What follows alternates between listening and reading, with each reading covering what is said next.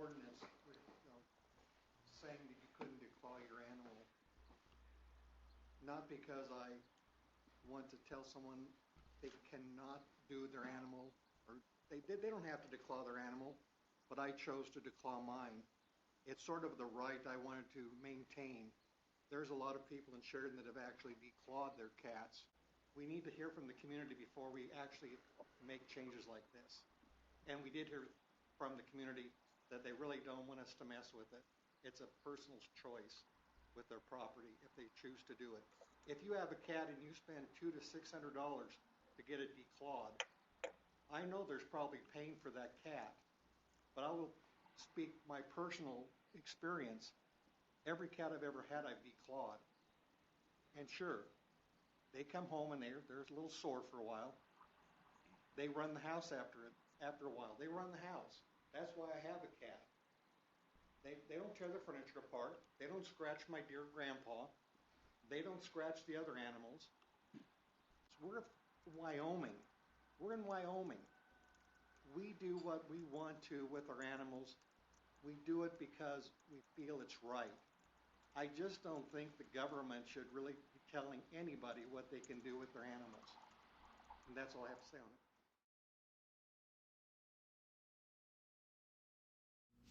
When we live in Wyoming, we allow people a freedom to do what they like to do.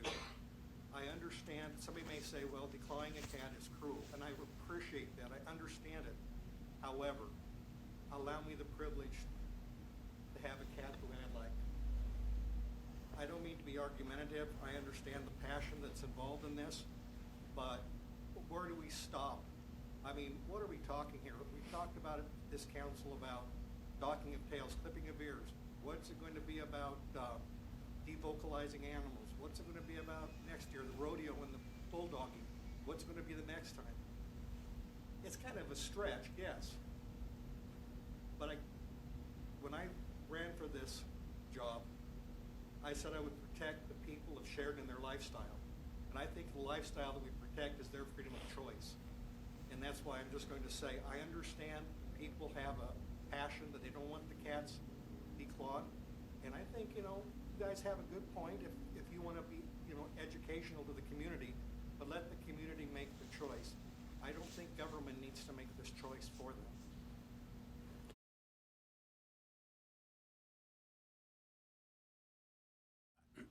I would like to kind of go along with what Councilman BRANTZ is saying. I understand.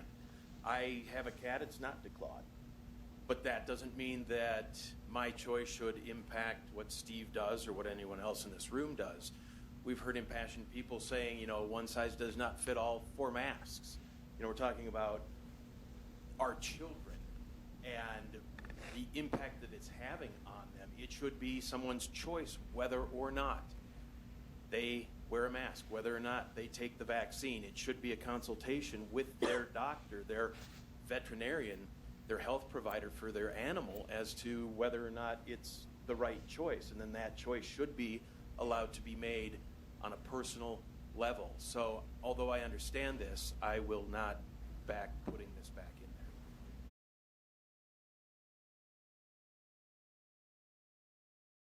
there. In deference to what my colleagues have said, I am against incorporating the cat declawing amendment. But I don't think that there should be such a blasé attitude about why. Government overreach is real, and while it is maybe not seen so severely here, there are situations that will continue to be brought forward if we continue to allow things like this in. In my mind, cat declawing does sound horrific, and if I had a cat, I don't believe that I would do it.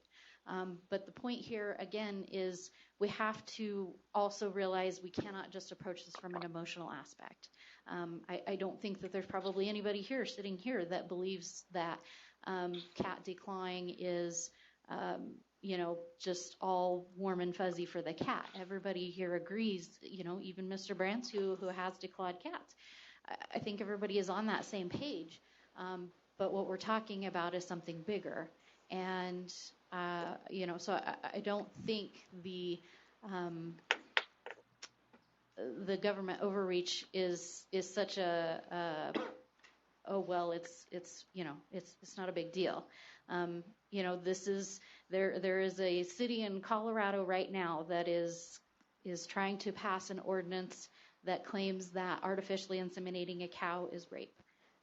While everybody seems to think that is very off the cuff, I understand where they're saying, where does it end? And that there has to be a line drawn somewhere. And so, again, I'm not, I don't think I probably would ever support having a cat declawed if I had one personally, but I believe that people have the right to make that decision.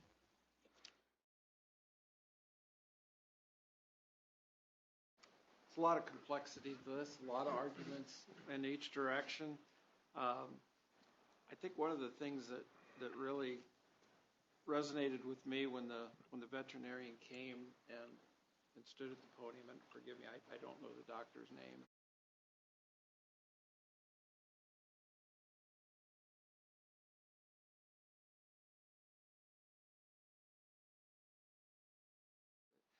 He talked about, is it appropriate for the municipality to regulate his profession?